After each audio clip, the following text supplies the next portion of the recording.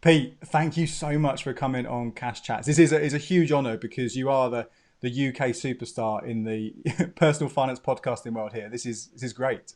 That's very kind of you, Andy. Bless you. That never quite comfortable with that.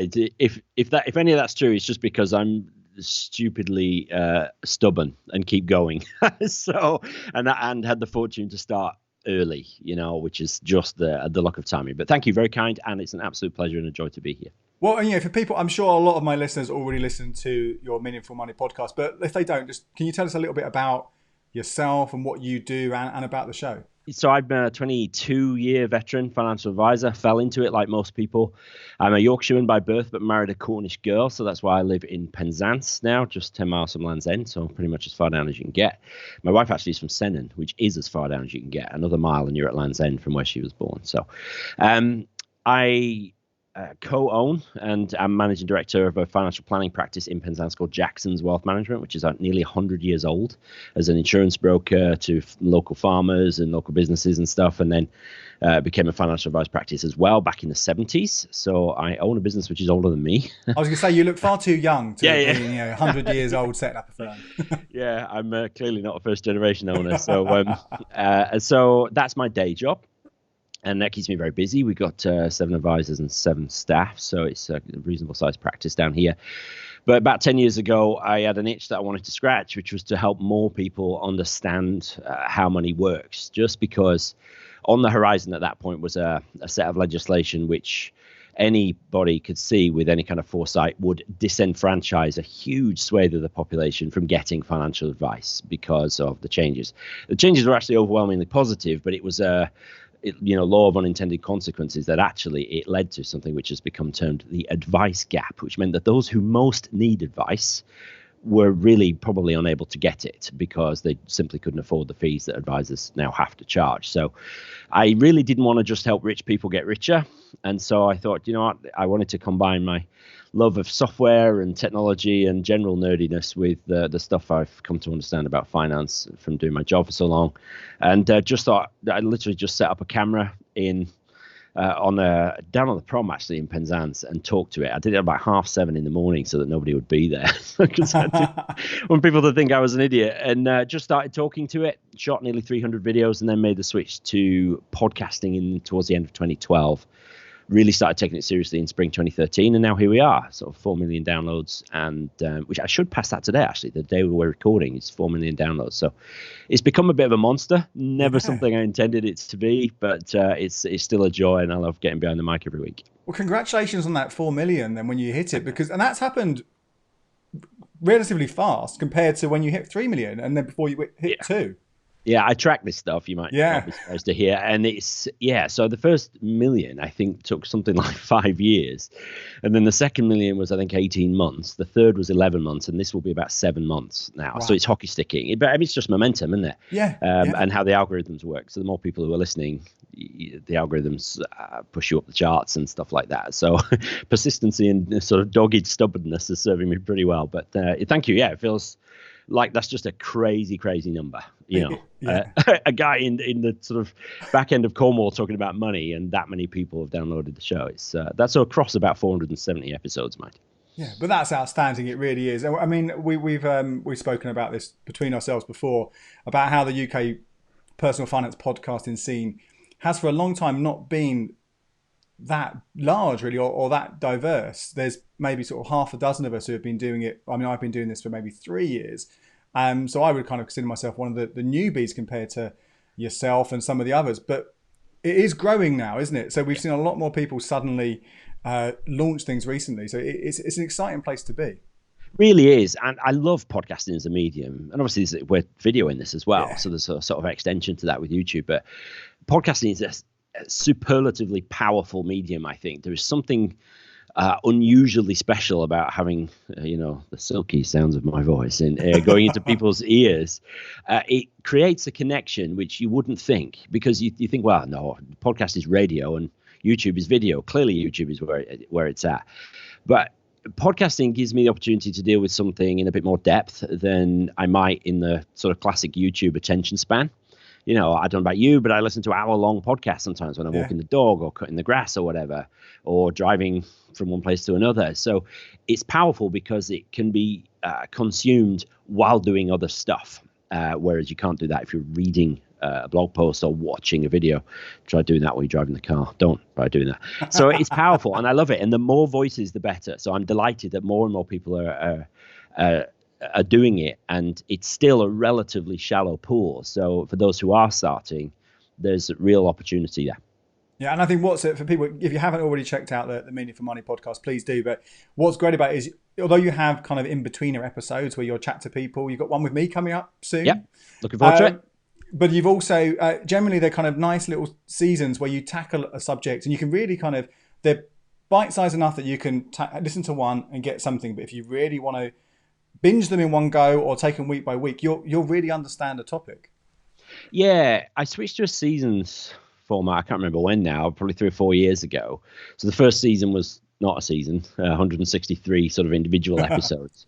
And again, it's just, I often think if you're going to be a content creator, it's important that you're a content consumer first. And I just noticed something of a trend with some of the podcasters I was listening to, shifting to this season's format, so that they could, in many cases, they released a whole season on one day. So it's a little bit like Netflix, you know. Now, I don't do that, but it just gives me a chance to go even deeper. But you're right. It's so important that people get value on every individual episode as well. So, yeah, I've done seasons on, you know, behavioral finance, the way we make decisions around money. I've done seasons on making money, you know, ways of making a bit more in this internet age that we find ourselves in, all the way through all the life stages. So millennial finance, right the way through to retirement planning and even later life stuff. So there's, you know, you've been doing it as long as I have, man. There's something for everybody. I'm still not running out of ideas, though. My next season's going to be like a season of ultimate guides. So each episode will be the ultimate guide too. So I'm looking forward to that. It's taking some writing, though, believe me. Yeah, you write your episodes, which is fantastic. I just generally get on the mic and wing it. But I'm jealous, man. I wish I could do that. For me, I've tried it, and I've always, for me, it's been suboptimal. I tend to construct my thoughts while writing. So I write thousands and thousands of words a week, both for client reports and, you know, for the podcast and for videos and stuff. I just construct that way, and it means for a lot less editing, just got less ums and ahs. And I have auto cue. So, you know, I have a little thing on my camera, which means I can read it. And I've taught myself to read it without sounding like I'm reading for the most part. So it's funny when I stumble over my own words that I wrote, though. I have a huge amount of, we talked about this, we've got a huge amount of envy of all the gadgets that you've got. It's another level. It's fun. I like it. It's an obsession. It's not normal. And it's not necessary either. And I didn't start out like this. You know, I'll just reach behind me a minute. For the folks watching this on video, I started with this little flip cam, which was all of £100. It's about the size of a packet of fags. It's on a tripod head at the minute. But now, compared to what's behind the camera that I'm looking at you at now, there's a lot of kit involved. None of it's necessary, but it's just sort of continual improvement, and it's all just wired in. So now all I have to do is put the blinds down and just press record, and I'm ready to go. So all these lights that you see behind me are on a single button because that makes me happy. Well, in your little intro there, you told us about, you know, obviously the financial advisor side of things, and I do want to sort of come back to that in a bit and talk about when people should get financial advice and how to go about it, because I think it's something that people are often a little bit wary of, a bit scary of. But before we get there, something that we both talk about quite frequently is this idea of paying yourself first. And so I thought that'd be a really nice thing for us to get into a little bit more, because I know it's something you're particularly sort of passionate about, and it's almost kind of the bedrock, isn't it, of a lot of the things you say. So where does this idea come from, and why is it so important? I heard that phrase, pay yourself first, from a book called The Automatic Millionaire by David Bach. So David Bach was a financial advisor in the US, and he had a meeting once. I think he was having a bit of a bad day. These clients were due, and he looked out of his window, and they rocked up in a fairly ordinary, beat-up sort of car. And this is a guy, you know, who's very successful financial advisor and doesn't get out of bed for, you know, less than sort of £2 million investing sort of thing. So he sees these people rock up in this fairly ordinary car. They're dressed in ordinary clothes. They're carrying a carrier bag, you know, no Gucci or anything like that anywhere to be seen. And he prejudges them. And he said, you know, why are these people in my office? Clearly they don't have enough to pay me. And the upshot is they turned out to be extremely wealthy. And it piqued his interest as he sort of took the time to find out how. And the rest of the book is distilling how this very ordinary people became wealthy. And the answer was paying themselves first. And so that is obviously it's a practical thing, but it's also a mindset. We tend to, I think, start with thinking about who else we've got to pay. We've got to pay the mortgage, we've got to pay the food bill, and we've got to pay our electric utilities, we've got to put the kid through university or whatever. And that's all well and good. Paying yourself first is a mindset thing, and it's like, okay, I have a finite amount of money coming in every month. There's a whole load of calls on it. People want a slice of it, but I want my slice first. And so in practical terms, that means when you're setting your budget, the first thing you do is work out how much you're going to save and or pay down debt. Because for me, that is paying yourself as well. I know it's actually paying other people, but it's improving your financial situation. So to me, that's paying yourself first. So it's both a mindset and a very practical reality of how you apportion your money every month.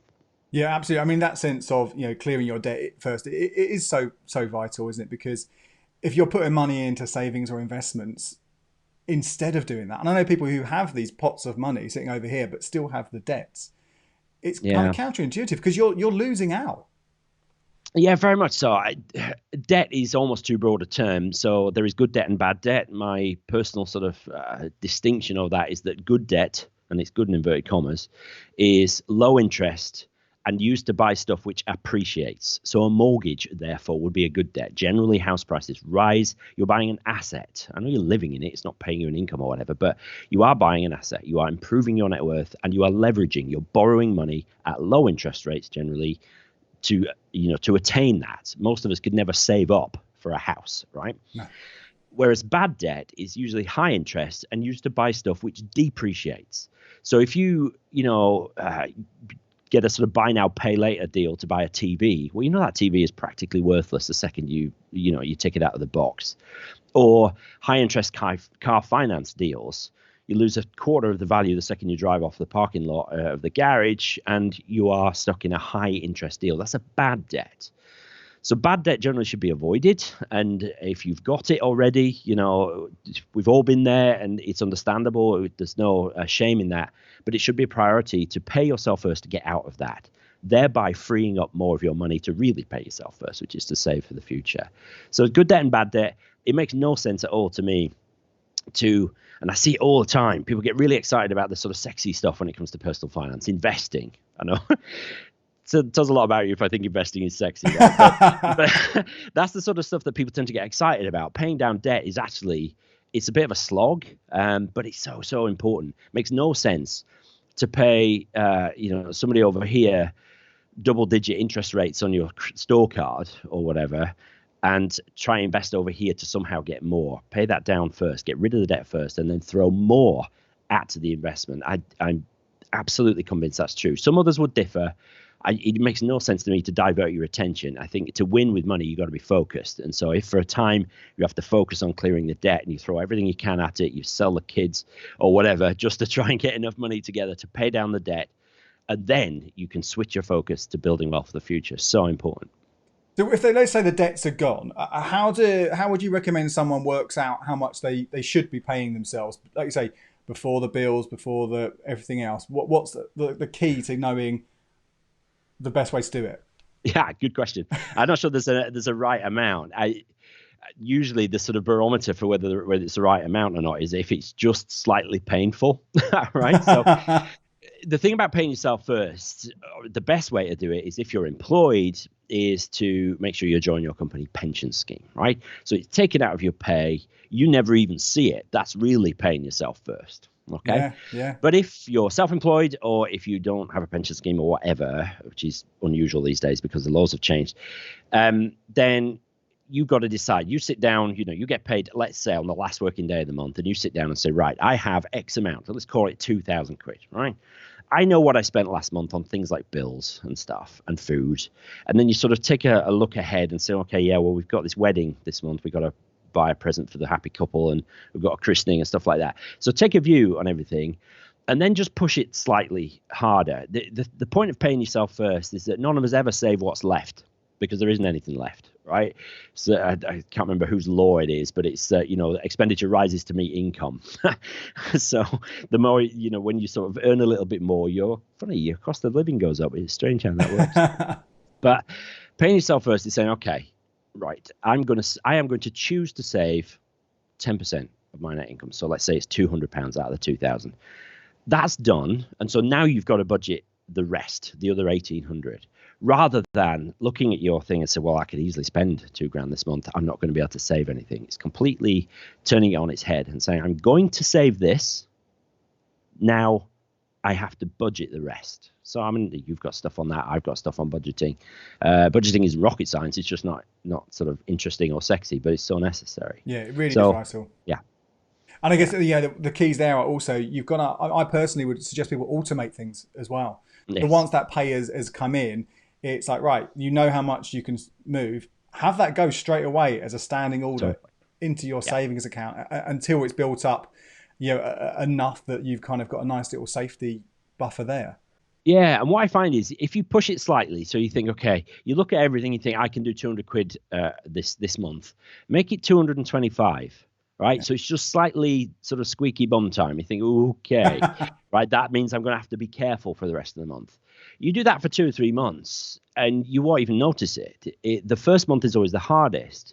So, and if, like you say, if it's automated, if it goes out automatically, you've only got what's left. Right. And then you think the magic, I think, with building wealth, saving useful amounts is to commit to regular small increases. So if you start putting £200 a month aside, make a date in your diary and in 3 months' time, see if you can make it 210 or 225. And then 3-6 months after that or whatever, try and make it £250 a month.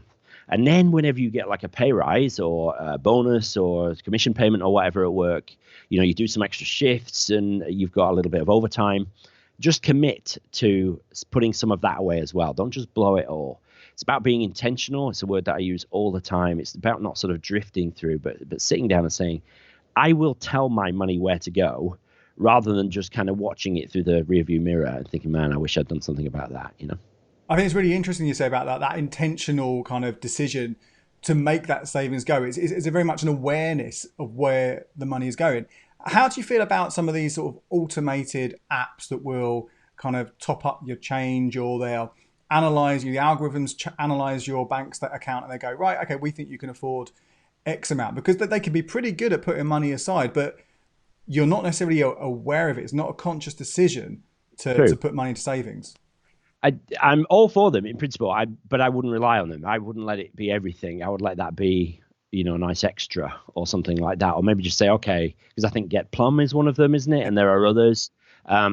Maybe use that towards, I don't know, saving up for a holiday or something, holiday spending money. Absolutely fine. But I wouldn't rely on it for, building up retirement savings. It's going to be too sporadic. And like you say, not intentional, not deliberate enough. I am all for automation. The more of that, the better, but with oversight. So set the automation to do what you have chosen to do with your money. Set a standing order at the start of the month when you get paid. And then these other things that, like the roundup schemes where your extra loose change gets put aside, do that as well. I mean, every little helps, as they say at the supermarket. Yeah. And interestingly, I think quite often when I talk about paying yourself first, and other people as well, it is very much still within that kind of money coming out of your paycheck and what you make the decision to do with it. But really interesting what you said there about your pension as well, because obviously there's making sure you're opted in, but there's also making sure you're matching the total amount that your employer will come back with. But you can put more in on top of that if you want to, can't you? Yeah, absolutely. I mean, not to get your maximum employer match is simply throwing money away. Right? If your employer will match up to 5% of your salary and you only put 3 in, then you're chucking away 4% of your salary, your 2 and your boss's 2%. So get your maximum employer match. That's like pension 101, right? You don't leave free money on the table. So yeah, definitely. But then don't stop there. You're dead right. I think when we talk about the power of small increments, most pensions are set up so it's a percentage of your salary that goes into your workplace pension. There is no harm at all in having a separate pension on the side potentially. So once you've got your employer match, There's tons of great pensions that you can set up in about 90 seconds on these websites these days. And again, just start sort of a just slightly uncomfortable level and just watch it grow. Don't put it all in pensions, though, because obviously there's limitations on access. You can't get that. Just in the last week or so, the government have confirmed their plans. It's going to be state pension age minus 10 years after 2028. So state pension age for me, I'm 45 years old, is going to be 67, so I can't access my pensions until I am 57. So you want some money, just in case you need it before age 57. So I know there's a lot of people a bit annoyed about that, but pensions and ISAs are really all that most people need. Most of us don't get into the position where we've put 40 grand a year into our pension plus 20 grand, 40 grand if we're in a couple into ISAs. Most of us are never saving more than those kind of numbers. So really, for most of us, pensions and ISAs are where it's at. And here are a couple more videos you might find interesting.